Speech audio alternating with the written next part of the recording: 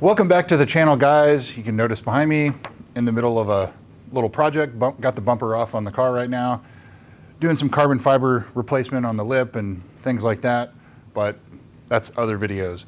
Anyway, this is VIN 3223, just popped up on Auto Trader at a Toyota dealer in Orange, California, Orange County, California, LA area.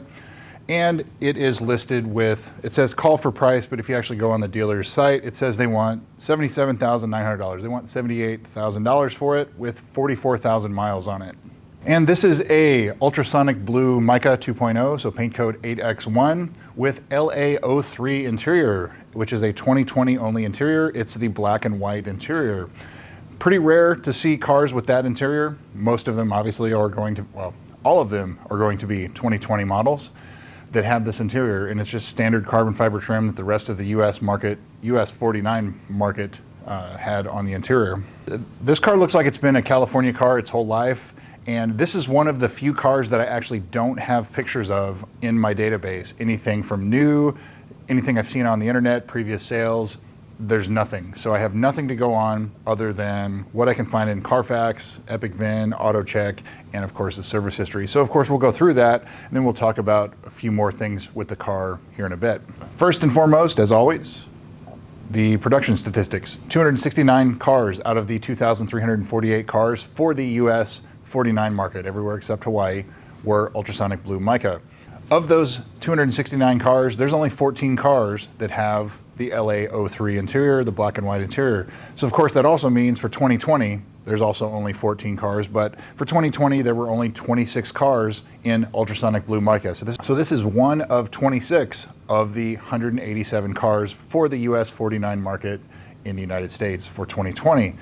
Of that, again, 14 cars had LA03 interior, so this car is one of 14. Definitely on the rarer side. Being a 2020, you're not going to see a lot of those anyway. There have been quite a few that have popped up this year because of previous and recent auction sales, and so that's probably why you're seeing a lot of these one-owner cars come out of the woodwork, and so this is no exception.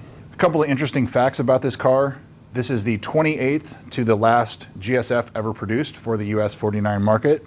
It's the 4th last ultrasonic blue mica car, and it's the 6th last that has the LA03 interior. So Carfax, Epic VIN, and AutoCheck. Carfax shows this as a one-owner, no-accident car.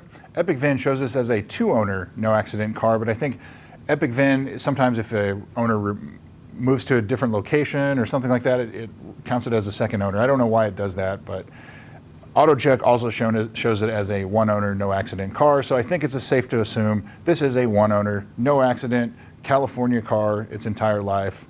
Definitely on the more desirable of cars. It's a rare combination. It's the last year. It's one of almost the last ones produced. So definitely, as far as collectability, this will maintain a pretty strong value no matter what. Previous sales, there aren't any other than currently now. Doesn't even have any record of the original sale, which means it probably sold very quickly before it was even listed, or it was special ordered for a customer, something like that. But just the one right now, it was listed September 6th, 2025 for $78,000 or call for price, and with 40,000 miles.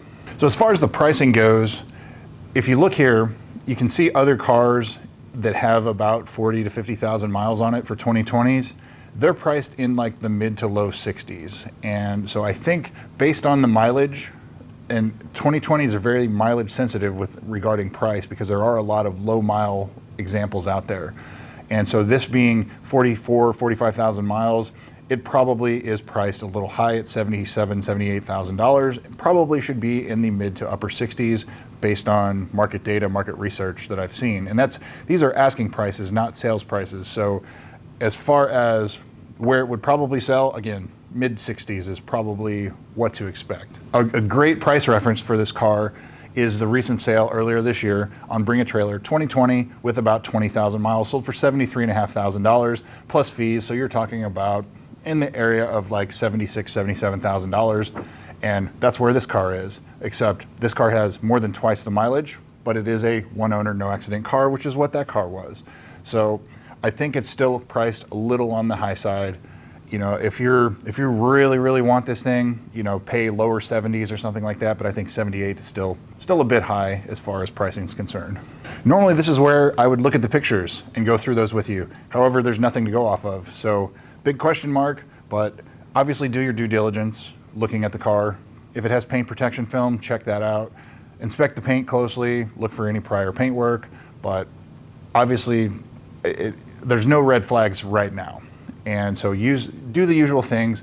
Check for the lower control arm bushing wear. So turn the wheels all the way to the left and the right. Look on the insides of the front tires. If the front tires are recently replaced, that's also a sign that you may have to look at lower control arm bushings. Look at the brakes. See if it's due for brakes, anything like that. We'll look at the service history in a bit and see when they were last replaced. Look at the HVAC system, the servo sweeps, things like that, because there's no evidence of that on the service history. Basically look the left and the right, do the hot and the cold, maximum, minimum temperatures, cycle through the defrost, the face, the feet, the rear, and vice versa, and make sure everything responds as it should. This being a California car, it hasn't probably been exposed to very cold climates, so it probably is not going to have the HVAC servo issues. Carbon fiber trim issues, 2020s are not exempt to that. However, inspect that carefully. There's no signs on the service history of that being done. But again, this being in a pretty mild climate its whole life, I wouldn't expect that to be an issue. This car's a little new for the valley plate leak. However, it still could be under an extended factory warranty, something like that. But in the service history, there's no evidence of it being done. So speaking of the service history, let's go ahead and dive in and see what we find.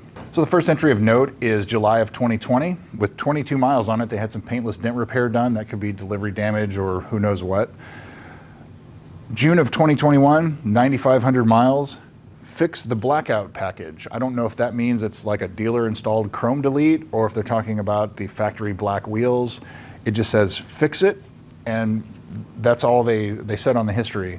So I guess maybe this car has a chrome delete, and by chrome delete I mean the trim around the windows, maybe the grille, the rear piece on the back trunk lid. Who knows? That's something to look at. November of 2022, at 22,000 miles, they reported a popping or rubbing noise at low speed, but the tech couldn't replicate it. So that's just something of note. Maybe drive it in the parking lot, slow speed, see if there's some kind of issue there. Could be wheel bearings, could be brakes, could be weirdly worn tires, who knows? That's just another thing to inspect. April of 2023, at 27,000 miles, front brakes were replaced. So that's done. You're probably good for another 10,000+ miles until you're going to need brakes again.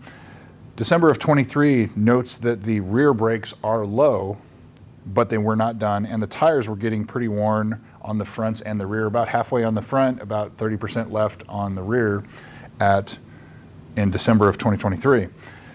September of 2024, it notes that the rear brakes are not worn, so that would make me think that the rear brakes are probably replaced somewhere else, not at the Lexus dealer, and now they're not low. And also the front tires have higher tread than they were previously reported, so that would tell me that the front tires were recently replaced. So basically around September of 2024, so a little over a year ago, the rear brakes appear to have been done and the front tires appear to have been replaced. And the last service is April of 2025, 41,500 miles with just an oil change. So definitely it has been very well dealer serviced, if not exclusively dealer service, except for maybe the brakes and the tires. But that's something I would look at. The front brakes are probably about halfway through their life. The rear tires, as of the last couple services, look like they needed a replacement. So inspect the rear tires, inspect front brakes. Everything else looks like it's pretty well sorted. I don't see any other issues, no red flags, anything like that. So one owner, no accident. And so would I buy this car? Absolutely, if you could get it for the right price. I think $78,000, as I said before, 78's a little high, but if you could get it mid to upper 60s or even low 70s, I think a dealer that's asking 78, they're probably not going to sell it for 65,000. But if you could get it 68, 69, up to maybe 72, something like that. But I think based on plenty of other actual sales, especially that bring a trailer sale auction, which is a perfect comparable comparison to this car, that car was perfect. It had complete full body paint protection film, so the paint underneath it was perfect. One owner, no accident. So that is the gold standard of what to compare this car to at $73,500. So if you were to pay $73 for this, I think you'd be overpaying based on that recent sale. So it definitely looks like a good one. Of course, we don't have any pictures to go off of, so if they do post pictures, I'll update this, but it's definitely worth checking out if you can get it for the right price. No red flags that I see. Go check it out. So that's what I've got, guys. VIN 3223. Thanks again for watching. We'll see you soon.